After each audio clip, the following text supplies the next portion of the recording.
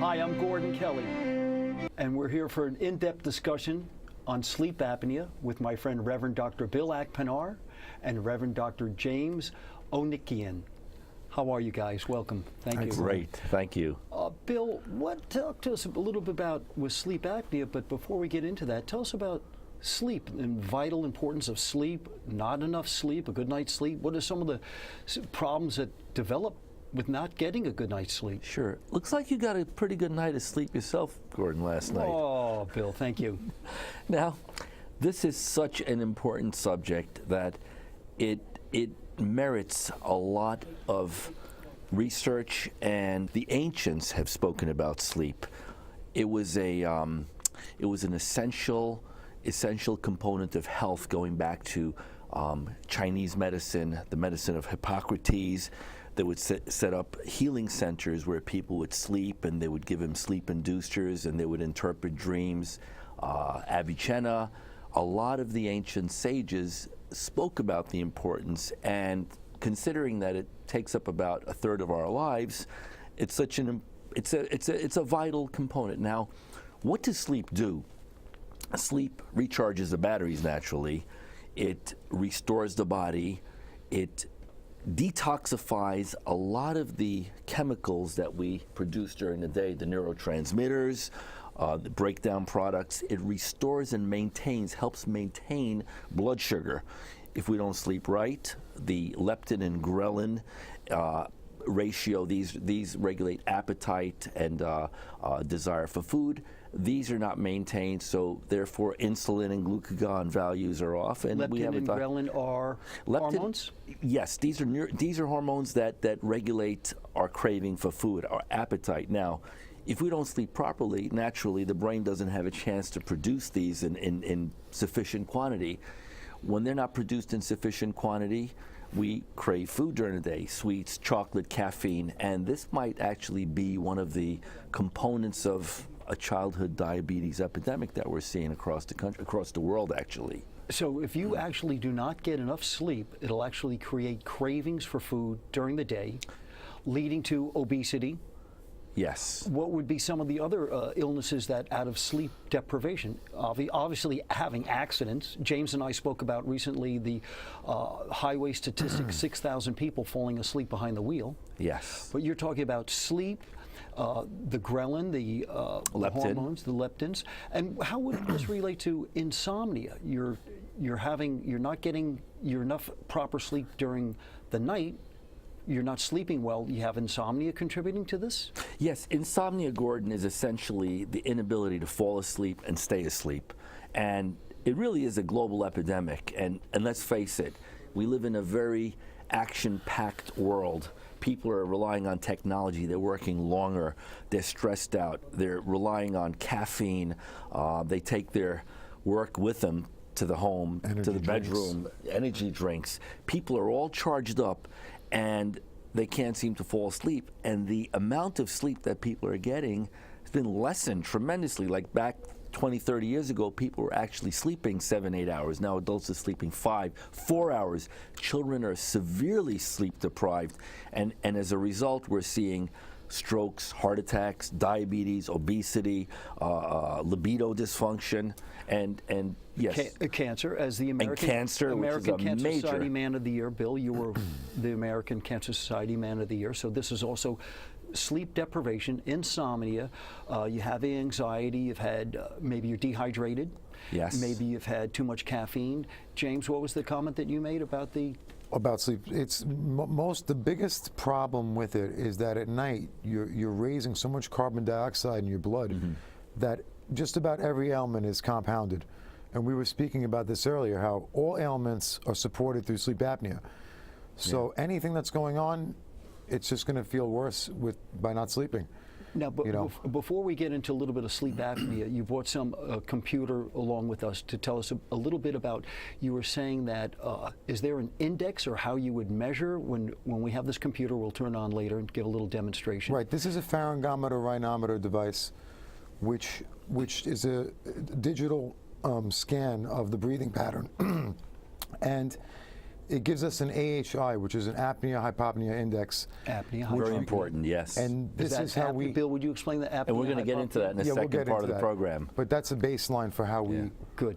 One of the blessings we have on this show, and I'll kind of give some background into Dr. James Zanicki, and he's a kickboxing champion, world kickboxing champion. He created his own style of yoga, and he gives this whole subject a naturopathic twist, because in teaching yoga and in guiding people on how to live, how to eat, lifestyle modification methodologies and techniques, he gets to observe a lot, and he's given people a lot of suggestions on how to improve sleep, and I think he'll go into some of those because it's a very important. We want to do that now? We're Yeah, going I to? think it's Sure. a great idea. People should know about this. I mean, yoga itself is a whole lifestyle. So if you follow the rules and you do it step by step, you'll get the benefits. Now, part of getting into apnea and strengthening the pharyngeal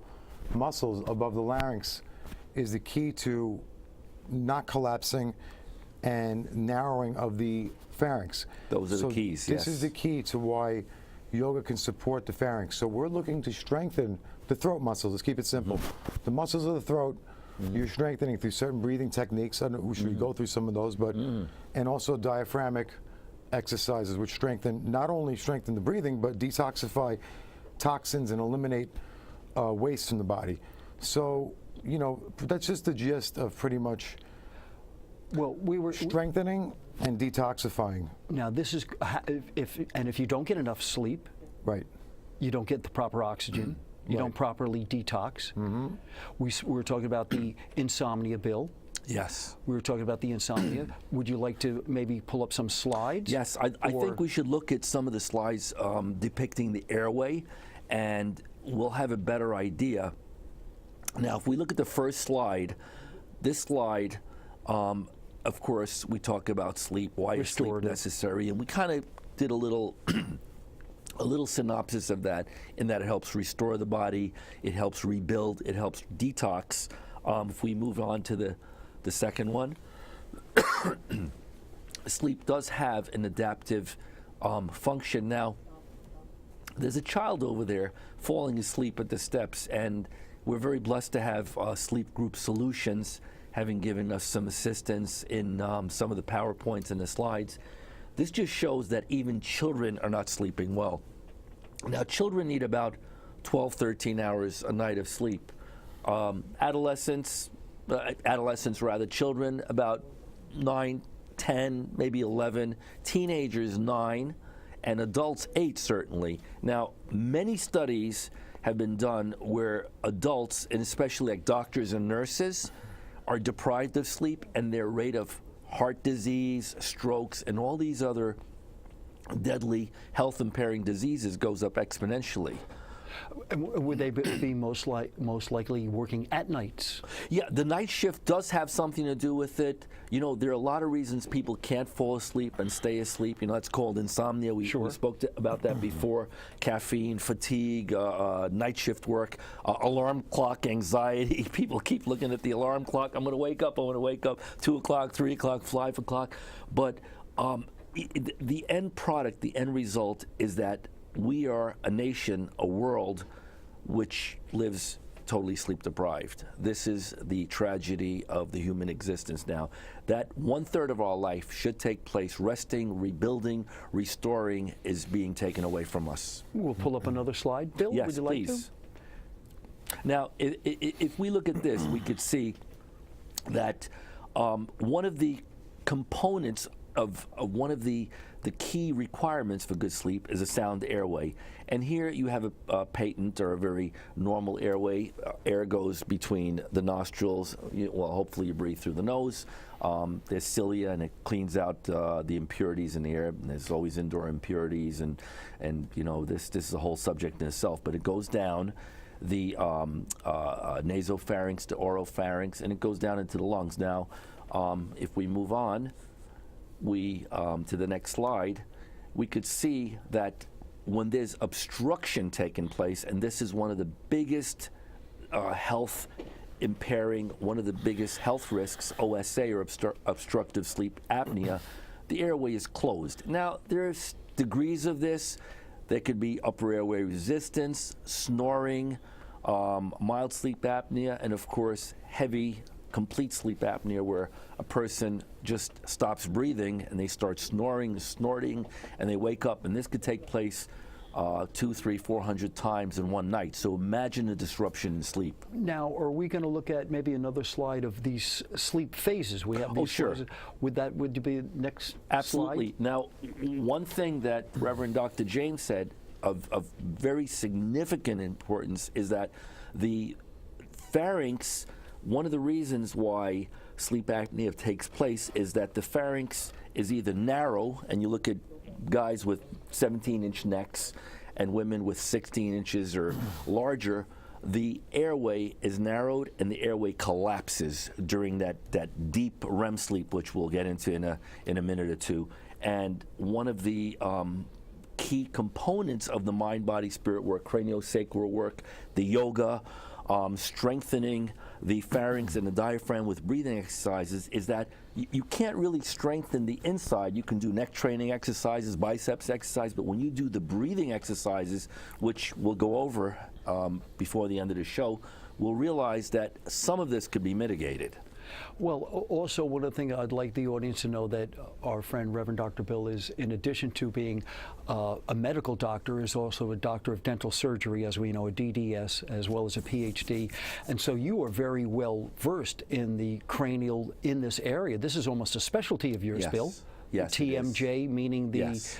help the audience for the lay people, TMJ. And We've treated over 10,000, 20, 30,000 people who've had traumatic injuries, car accidents, falls, and the traumatic aspects of sleep apnea, which really result in a 46% greater incidence of death. Imagine that, 46% higher incidence of death can be caused traumatically. And I've given testimony in courts as to the relationship between trauma and sleep apnea. It's fascinating. And that 46%, the reading that I was reading, is predominantly in men 40 to 70 years of age. Yes.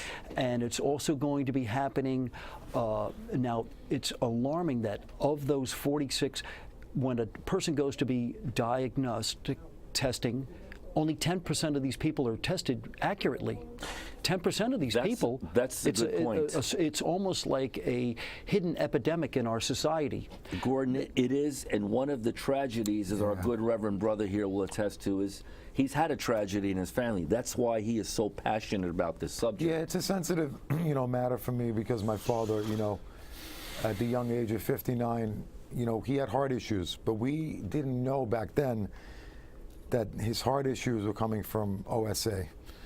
So OSA, James? Obstructive sleep apnea. Thank you. We love abbreviations in medicine. Yeah, I'm sorry. Right. So, with that, one of the reasons why I feel impelled to be part of this is so that this doesn't happen to another youngster or, grandfather or Your dad mother, never even knew? anybody. It can happen to anyone at any age. It's, as Bill was saying, this appalling 46% higher risk of men 40 to 70, but back then nobody was diagnosed with They this. just said weren't you had heart testing. disease. They thought it was all heart disease, diabetes. And of those 10% that are tested, they only successfully treat 25% of them. Yeah. And they say, they died peacefully in their sleep. Nobody dies peacefully in their sleep. You die choking, you die with an obstruction, you die with a stroke or a heart And attack. when This do- is a sad reality. Just let them know when most heart attacks take place. We're going to go into those Oh, we slides. didn't That's do a that yet? very good point. Would you like to see If we another go- slide, Bill? If we go into the slides of the stages, this is right there. Okay. Now, if you look at the stages of sleep, okay, this is very important, and this is so significant, what James was leading up to here, is that, you have the first stage, which is about, 15, 20 minutes. It takes about 5-10% of sleep. 5-10% of sleep consists of the first stage. So if someone says, hey, Gordon, wake up, you're going to be aroused. You're going to wake up. The second stage is a little deeper, and that's about maybe 20, 25%. The third stage is maybe 30, 35%. And these stages are, as you successively go from the first to the second, they get deeper. Now, you have that other stage, that golden stage where sleep apnea takes place, called the REM stage, and we know that this is rapid eye movement. And during that stage, the body just shuts down. It becomes flaccid. All the muscles become paralyzed. And the reason this happens is because if it didn't happen, you'd be acting out dreams. Now, dreams are a very vital component of existence. They will give us warning signs. They will give us visions. They'll give us insight. The ancients have spoken about the significance of dreams. There's even a whole dream interpretation science, but some people poo-poo it. But it really is, there is a very strong significance of dreams. So during that REM cycle stage, it was about 25%, and it's strong towards the morning, you tend to dream. But in that dream stage, the muscles, like we said, they get very, very flaccid, and the airway shuts down. When the airway shuts down, what happens? You're trying to breathe, so you go from to like this. So this takes place 200, 300, 400 times during the course of the night, but it takes place in the morning. So you're gasping for air, blood pressure goes up, sympathetic nervous system gets stimulated, the potential for strokes go up exponentially. Stroke? You get stroke, gastric reflux. If your stomach is full, you're supposed to eat your last meal earlier, but most people today don't. They eat at 8, 9 o'clock. It stays in the stomach for 6 hours. You choke. You go into the apnea. It gets sucked right back into the lungs, and what happens? It's curtains. That's it. It's you meet the creator. So there's no such thing as that peacefully dying in sleep. It might appear that way, but it's almost a choking to death. Or yeah. And during that cycle, I think Dr. Bill can say a little about this, is that you really don't move that much during that cycle because our brain releases certain chemicals which stop us from moving. That's right. Otherwise, you'd be moving and acting out these dreams. So you could be choking and not wake up. Now, am I jumping ahead by asking this apparatus here, Bill? That's after. We'll look. Okay, I know because you're excited we have a slide about this, but yeah. This is also a headset you'd wear during the sleep. Yes. That's Henry. This is Henry. This is Henry, and we're going to go over Henry. So if we look at the next set of slides here, we'll get an approximation as to what goes on in these stages. And of course, we have our books here. There he is. There's 4 your books. mask. We have Henry, and mouthpiece. we have the mouthpiece, which we're going to describe. And we spoke about the incidence of death going up, 46%. Frankly, it might be a little more. We move on to the next slide. Okay, now, this is a very, very important area. What happens when people are sleep apneic? Well, we've heard of Chernobyl. We heard of Staten Island ferry crash. We heard of people, the recently Long Island Railroad. Buses, They had trains. the buses, the trains. Industrial accidents. You look at, and I've done a lot of forensic work in this area. You look at a car crash, no skid marks. What happened? Guy fell asleep at the wheel. Or the gal fell asleep at the wheel. They slept 8 hours, or they think they slept 8 hours. They fall asleep, okay? There's no insomnia. They've gone off into that peaceful mode where the body's going to shut down, relax 25%, and all of a sudden they're choking, they're snorting, they're gasping 200, 300, 400 times in that period. And the oxygen saturation, which we'll go into the second part of the show, drops from maybe 98, 97% to like 80, 75, 70, 60. That is pretty much compatible, and it's pretty much on par with those that have cancer. People with cancer have low oxygen levels. Otto Warburg mentioned this, that in a cancer situation, the oxygen metabolism goes to the glucose pyruvate, so cells are deprived of oxygen. Now let's take a cancer patient. Someone's getting chemotherapy, whatever, alternative radiation, whatever choice they make to have, and what happens? Okay, they do their yoga, they do their tai chi, they qigong, they get oxygen therapy. That 8 hours, that thief in the night, is robbing them of oxygen. What's happening to the cancer cells? They're on fire. That's why we recommend doing yoga and qigong and tai chi. So when you're not getting enough oxygen in your body, into your system, it's conducive to cancer? Well, it raises carbon dioxide.